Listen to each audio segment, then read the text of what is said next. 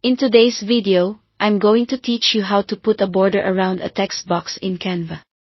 We'll cover two simple ways, outlining the text itself, and placing a clean box border around your text.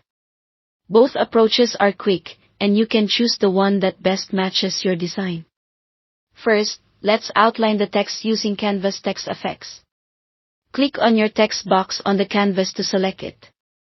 Along the top toolbar, click Effects. You'll see an icon that looks like a small A with a glow. In the Effects panel, choose Outline or Hollow. Outline adds a border around each character while keeping the feel, and Hollow shows just the border with the inside removed. Use the thickness slider to fine-tune how bold that outline looks.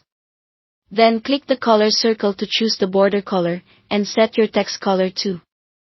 Aim for strong contrast dark outline with light feel or vice versa so your text stays easy to read against the background. This method is great when you want the stroke to hug the letters and maintain a clean, typographic look. Now, let's add a box border around your text.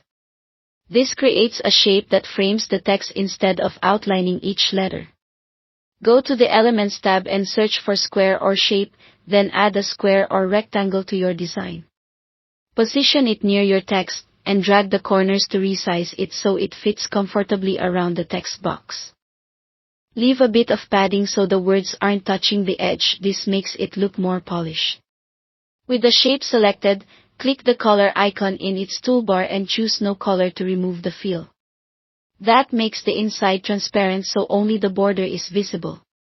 Next, click the border style icon, which looks like a square with lines. Choose your border style solid for a crisp frame, or dash for a more playful feel and set the border color and weight.